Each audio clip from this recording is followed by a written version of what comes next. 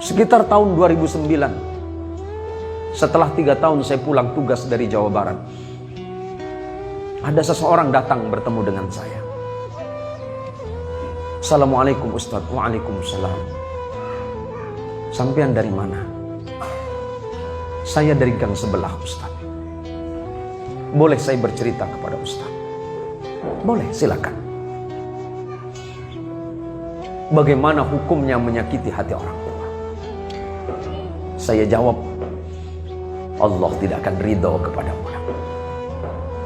Sehebat apapun sujudmu kepada Allah, bahkan seandainya tempat sujudmu itu cekung karena sujudmu, tetapi engkau masih menyakiti hati ibu, sujudmu menjadi sia-sia kepada Allah.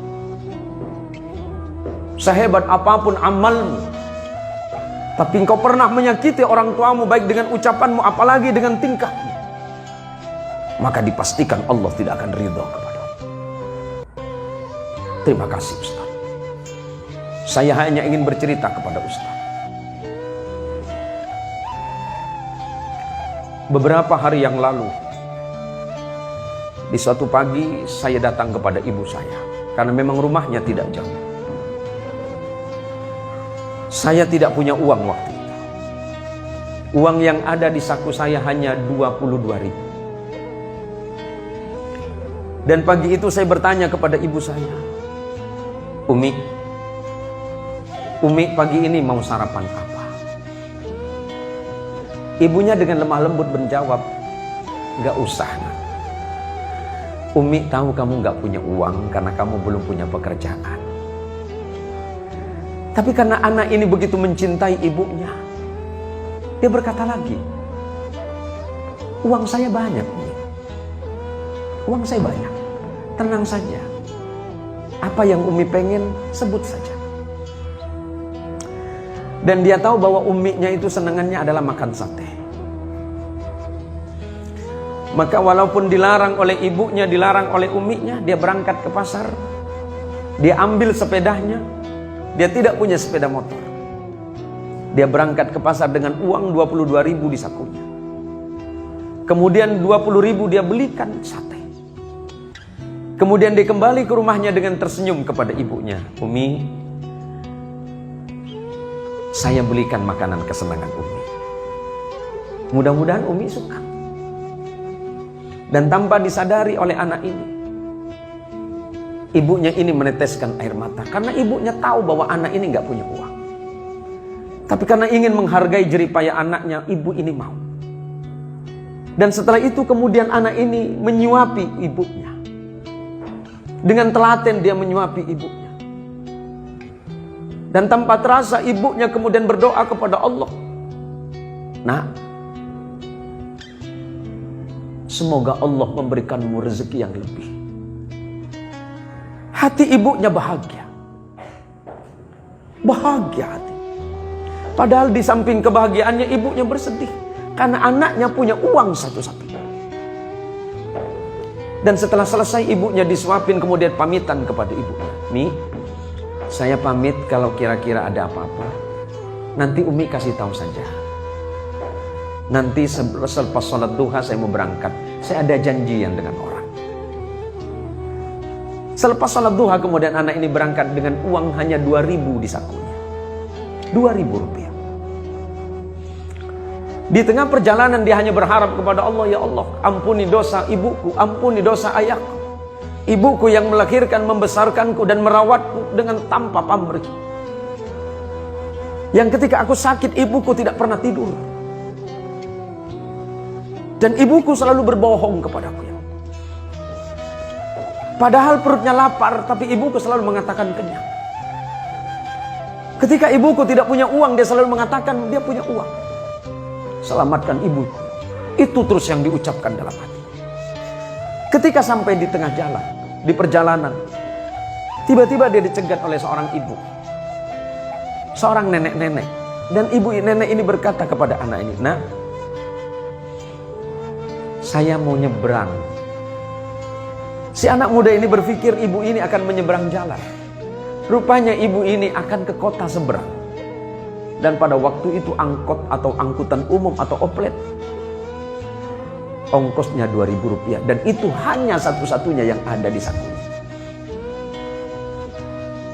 Tapi karena dia mencintai ibunya, setiap ada perempuan tua dia menganggap itu sebagai ibunya. Maka dengan sigap anak muda ini bilang, "Ibu, silakan naik. Nanti saya bilang sama sopirnya ibu turun di mana." Maka kemudian anak muda ini dengan sisa uang yang Rp2.000 kemudian diberikan kepada sopir ini sebagai bayaran terhadap nenek yang sudah naik angkot.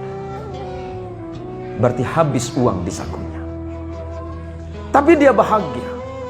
Karena bagi dia membahagiakan ibu dan membahagiakan orang yang seumuran dengan ibunya adalah sebuah kenikmatan. Dan kemudian tidak berapa lama Allah membalasnya. 20.000 yang dia bayarkan untuk membelikan makanan ibunya dan 2.000 yang dia bayarkan untuk ongkos ibu tua tadi, Allah balas hanya dalam hitungan 30 detik. Dari arah depan tiba-tiba ada sebuah mobil mewah yang mengklakson dia. Kemudian sopir ini memanggil anak muda tadi. Dan kejadiannya ini sekitar tahun 2009. Dipanggilnya anak muda ini. Dia tanya, "Dek, kamu mau kemana?" "Saya ada janji dengan kawan, Pak. Ada yang bisa saya bantu." "Oh tidak. Coba ke sini." Tiba-tiba kemudian orang ini berkata kepada anak muda, "Saya punya sedikit rezeki, memang saya sudah janji dari rumah. Akan bersedekah atas nama ibu saya. Dan saya senang melihat." Padahal orang ini tidak saling kenal.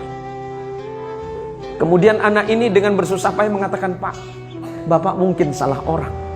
Bukan saya orang yang Bapak maksud." "Oh tidak. Hati saya mengatakan adik orang." Tidak lama kemudian setelah orang ini menyodorkan amplop, si anak muda ini kemudian mengucapkan terima kasih dan memasukkan ke saku celana. Dan dia tidak berpikir apa yang ada di saku celana. Dia masih terus berjalan. Sampai kemudian dia mengurungkan niatnya dan kembali lagi ke rumah ibunya. Dan ketika sampai di depan ibunya dia menangis sejadi-jadinya. Hanya karena sebuah bakti yang dianggap sepele. Ternyata Allah membalas 20.000 yang dibelikan makanan untuk ibunya. 2.000 untuk ibu tua yang seumuran dengan ibunya. Allah balas dengan jumlah 22 juta. Artinya apa? Bahwa bakti seorang anak kepada ibu itu tidak ternilai. Seperti apapun keadaan orang tua kita, mau baik dan buruk dalam pandangan orang lain, tetapi dia tetap orang tua kita yang patut kita hormati. Oleh karenanya saudaraku sekalian, para anak-anak, cerita hikmah yang saya sampaikan tadi ini menjadi pelajaran penting bagi kita di tengah-tengah kehidupan modern yang seperti sekarang ini. Di luaran sana banyak anak-anak muda yang cerdas dan pintar, tetapi ternyata mereka dalam keadaan kebingungan dan kesusahan, baik itu yang mencari pekerjaan ataupun mencari rezeki. Padahal ilmu sudah mereka miliki, padahal pengetahuan sudah mereka miliki, pengalaman luar biasa. Tapi Allah sulitkan hidupnya. Allah sulitkan mereka mencari rezeki. Boleh jadi salah satu yang menghalangi antara doa dia dengan Allah adalah dosa kepada orang tua yang tanpa disadari. Maka sebagai bakti kita kepada orang tua, jaga akhlak kita, jaga ucapan kita kepada orang tua, jaga perbuatan kita kepada orang tua.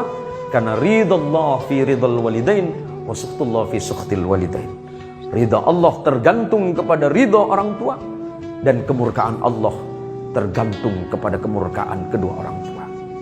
Semoga Allah Subhanahu wa taala menjadikan kita semuanya orang-orang yang salih, anak keturunan kita menjadi anak yang salih dan salihah, istri kita menjadi istri yang salihah, suaminya menjadi suami yang salih, dan santri-santri yang ada di depan kita ini kelak adalah orang-orang yang mampu mendoakan kita semuanya.